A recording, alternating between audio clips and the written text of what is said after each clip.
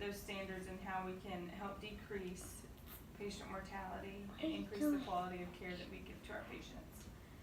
So, if you've worked in a hospital at all for any amount of time, whether it be a short period or a long period, you've probably experienced a time in which you were operating in a situation that you felt unsafe based on how many patients you had. So, unfortunately, there's no federal legislation that says how many patients each nurse should have. There's only one state in the United States, which is California, that has a mandated nurse-to-patient ratio. Nurses are on the front lines. They're with the patients 24 hours a day, 7 days a week, and they're the primary surveillance in a highly complex hospital environment.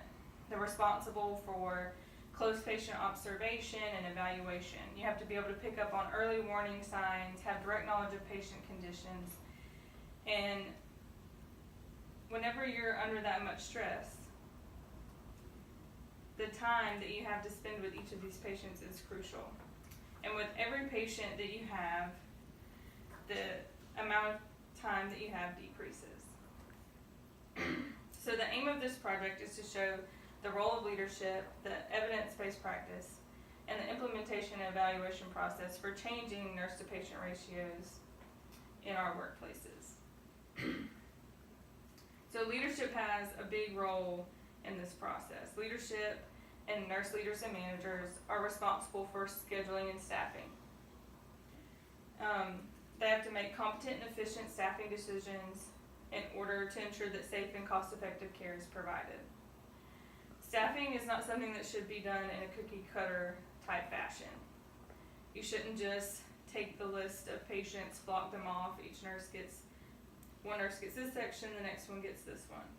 Patient acuity should be taken into account when we're making these staffing decisions. Because on medical surgical floors, the acuity of patients ranges dramatically, from patients that are alert and oriented, ambulatory, self-sufficient, to patients that are non-ambulatory, cannot speak, and cannot do anything for themselves, and are total care.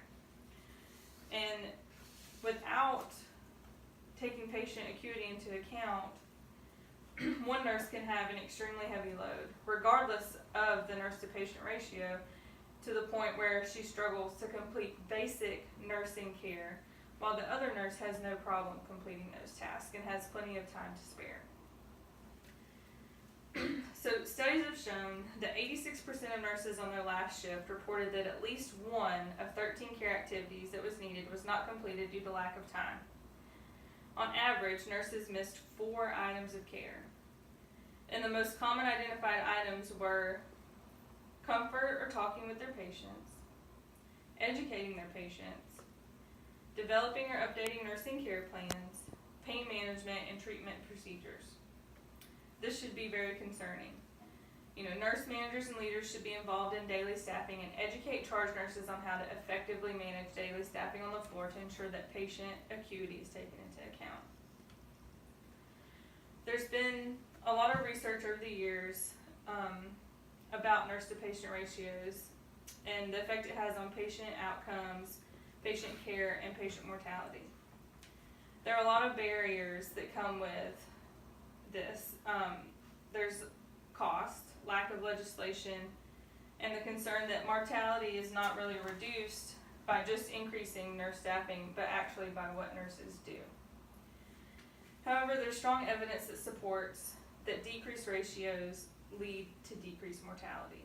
In fact, when you increase a nurse's workload by one patient, it increases the likelihood of an inpatient dying within 30 days of admission by 7%. This same study showed that with every 10% increase in nurses with a bachelor's degree, the likelihood of death was decreased by 7%.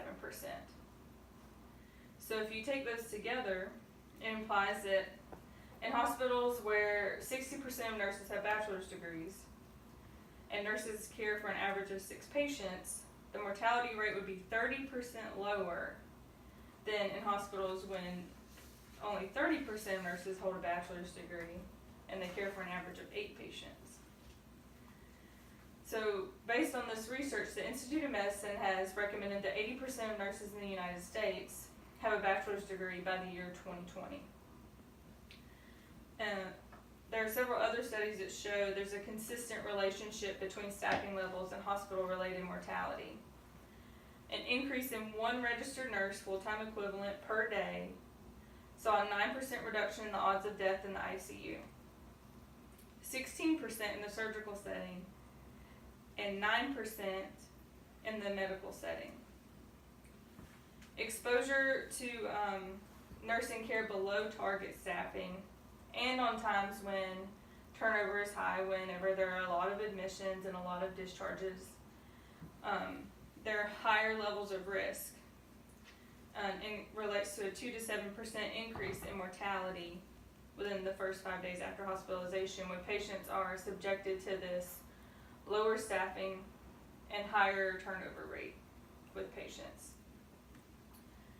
So when it comes to money, there are tighter budgets, a significant increase in the number of patients, and nurses have been working in situations that not only endanger themselves but their patients. So when it comes to money with increasing these ratios, there is a cost savings. So if you add one RN full-time equivalent for every 1,000 hospitalized ICU patients, your estimated net cost for adding that one RN is going to be $590,000. However, the net benefit in terms of life years saved and productivity, you're going to have $1.5 million. So that's going to make your benefit cost ratio 2.51. So decreasing nurse to patient ratios not only benefits the nurse and the patient, but it's beneficial to the overall health of the population and can be cost effective for hospital and other organizations. So how are we going to implement this and evaluate this in the hospital setting? So it seems pretty simple to implement this, right? Just have 5 patients per nurse, right? That's pretty easy to implement. But with implementation of this, you have to remember that with that ratio changing from 6 to 7 patients per nurse to 5, you're going to have a significant need for an increase in staffing. So it'll be crucial for nurse leaders and managers to plan accordingly for those staffing levels and hire additional RNs if needed to meet that demand. The med-surg unit on which we would focus the study on has 42 beds. So since that would mean that there would be 8 nurses on the floor, 6 of those nurses would have 5 patients, 2 of them would have 6 patients. That would give us a control value to say these 2 nurses are having the 6 to 7 that we usually have, and everyone else will have 5, so that we can have a real-time feedback on the effect of the ratio that it has on whether or not it's having an effect on our patient care and patient mortality rates. As far as evaluating the effectiveness of these ratios, like I said, we have the real time with being able to compare 6 nurses having the 5 patients and 2 nurses having the 6. We'll also have a lot of data that we have to collect. There would be comparison of patient length of stay and patient mortality, comparing it to the previous time period before we implemented the ratios to see if there's a significant difference in the percentage. It would also be helpful if we did the data to where we could see specific patients with certain diagnoses. So everyone that had COPD, we could say, okay, patients with COPD exacerbations came in. Previously, their mortality rate was 10%. After the implementation of the new ratios, people with COPD exacerbations, their mortality rate was decreased to 5%. To be able to see if certain diagnoses are more susceptible to an increase in mortality or decrease. We'd also do surveys, have the nurses fill out a survey knowing their perspective on the ratio and the effect they felt that it had on their delivery of care to patients, as well as following up on HCAHPS, the Hospital Consumer Assessment for Healthcare Providers and Systems, and see what the HCAHPS scores were before the implementation and after the implementation, because the HCAHPS are a reflection of the patient's perspective of the care that they received, and see if there was a positive increase on HCAHPS scores before and after. So, in summary, nurse to patient ratios are a hot topic. There's not a lot of legislation that's been passed. There are 2 bills right now currently that have been introduced, but there's been no movement. There are many people that advocate for this, and the impact that it has on nurses and patients is definitely profound. We do need more research on the effect that these ratios do have to ensure that just by increasing the number of nurses that we are actually making a difference. Recent changes in healthcare delivery systems have resulted in higher acuity levels among patients in healthcare facilities. So this increases the need for higher quality care to protect patients and reduce the incidences of adverse events. So that's it. Do you guys have any questions? Sure, I do. Do you feel as though changing nurse to patient ratios will affect the rate of nurse burnout? Definitely.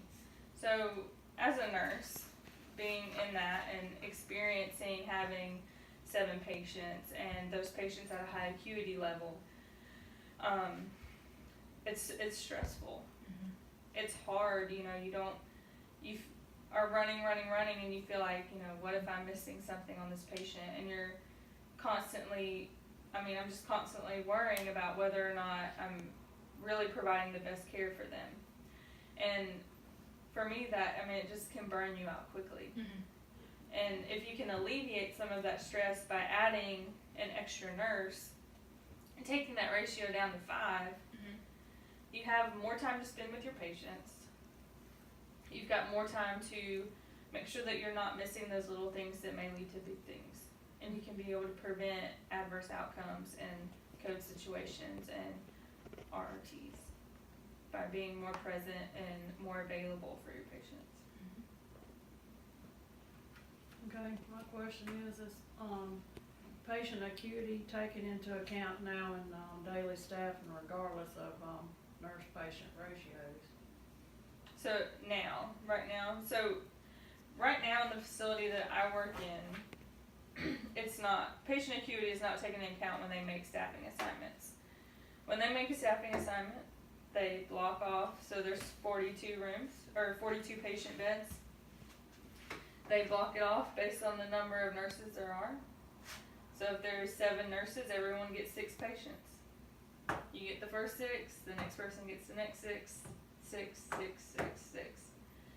It doesn't matter if all of the total care patients are in that first 6. That nurse gets them all. They're not split up, and nobody looks to see, if, for instance, in that block of 6, if 2 of those patients are in restraints, one of them's a Baker Act, and the other 2 are total care.